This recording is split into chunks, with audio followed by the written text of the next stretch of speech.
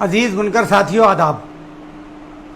जैसा कि आप सब जानते हैं कि उत्तर प्रदेश सरकार ने बुनकरों के फ्लैट रेट के पासबुक को दिसंबर 2019 में समाप्त कर दिया है और जनवरी से बिल बनाई जा रही है और बिल के द्वारा बुनकरों का विद्युत विभाग द्वारा काफ़ी उत्पीड़न किया जा रहा है।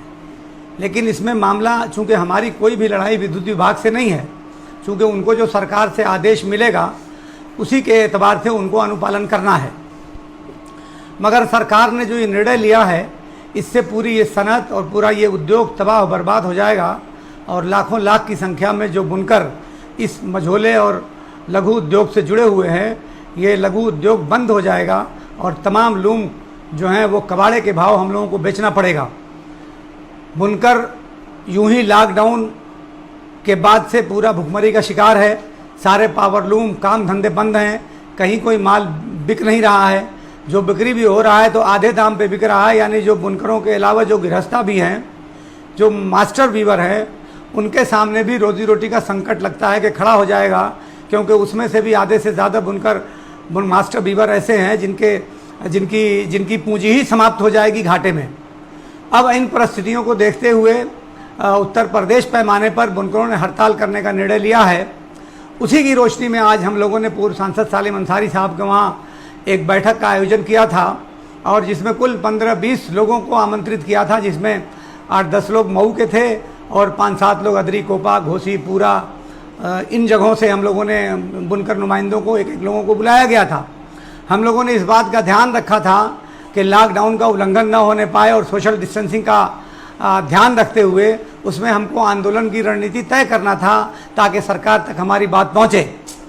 मगर बहुत अफसोस की बात है कि सरकार का जो रवैया हर जगह देखने को मिलता है कि ज़बरदस्ती आंदोलनों का गला घोंटती है और जमहूरी जो निज़ाम है या जो लोकतंत्र है, लोकतंत्र में बोलने की आज़ादी को ये सरकार ख़त्म करना चाहती है। उसी फार्मूले को अपनाते हुए मीटिंग से पहले ही 4 बजे की मीटिंग थी और 3:30 बजे ही वहाँ पुलिस पहुँच गई और उन्होंने मीटिंग को सख्ती से मना कर दिया।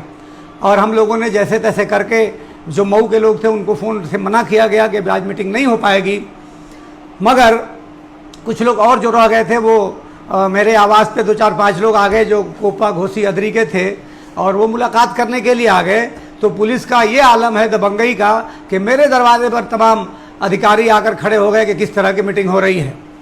लेकिन मैं ये आपको बताना चाहता हूँ कि ये हमारे पेट का सवाल है, हमारी रोज़ी रोटी का सवाल है, हमारे बच्चों के भविष्य का सवाल है और भूखों मरने से बेहतर ये है कि हम आंदोलन करेंगे। और ये बात सरकार को भी समझनी पड़ेगी, ज़िला प्रशासन को भी समझना पड़ेगा और पुलिस को भी ये बात समझनी पड़ेगी। और मैं ये बात वाज़े कर देना चाहता हूँ, हमारी मीटिंग आज आपने होने नहीं दी, कोई बात नहीं है। हम आज ही रात में या कल तक लोगों के ज़रिए कॉन्फ्रेंसिंग, वीडियो कॉन्फ्रेंसिंग के ज़रिए या मोबाइल कॉलिंग से कॉन्फ्रेंसिंग के ज़रिए लोगों से बात करेंगे और 1-2 दिन के अंदर अंदर कम से कम 1 दिन की बंदी की घोषणा ज़रूर करेंगे। मैं उम्मीद करता हूं कि जो कुछ भी यहां बैठ के तय किया जाएगा जूम ऐप के ज़रिए या कॉन्फ्रेंसिंग के ज़रिए या टेलीफोन के ज़रिए, जो सुविधाएं हमको मोबाइल से मिल रही हैं या आधुनिक जो हमारा इलेक्ट्रॉनिक सिस्टम है, उस सिस्टम के प्रयोग से हम लोग वर्चुअल मीटिंग करेंगे। और इस वर्चुअल मीटिंग को आज ही रात में हम लोग करके उम्मीद है कि कल तक कोई न कोई निर्णय आप लोगों तक पहुंचा देंगे और मैं आशा करता हूं कि इस आंदोलन में सभी लोग साथ देंगे। मैं ये भी अनुरोध करना चाहता हूं कि जो लोग इस बुनाई कारोबार से जुड़े हुए नहीं हैं वो भी हमारे आंदोलन में ज़रूर साथ देंगे। जो भी हमारा, चाहे 1 दिवसीय हड़ताल का ऐलान हो, चाहे 15 दिनों की हड़ताल का ऐलान हो, मैं उम्मीद करता हूँ कि जो लोग पावर लूम उद्योग से जुड़े हुए नहीं हैं वो भी हमारे इस आंदोलन में साथ देंगे, क्योंकि हमने हमेशा आपके आंदोलन में साथ दिया है। और दूसरी बात यह है कि अगर पावरलूम का उद्योग मऊ जैसी जगह में अगर समाप्त होता है, मऊ जनपद में, तो यहाँ के दूसरे उद्योग भी समाप्त हो जाएंगे, क्योंकि रीढ़ की हड्डी है यहाँ पावरलूम उद्योग। तो मैं उम्मीद करता हूँ कि वर्चुअल मीटिंग के ज़रिए जो कुछ भी आज रात भर में या कल दिन तक जो भी निर्णय लिया जाएगा, उस निर्णय में आप सब लोग सम्मिलित होकर शांतिपूर्वक और लॉकडाउन का पालन करते हुए ज़रूर अमल करेंगे।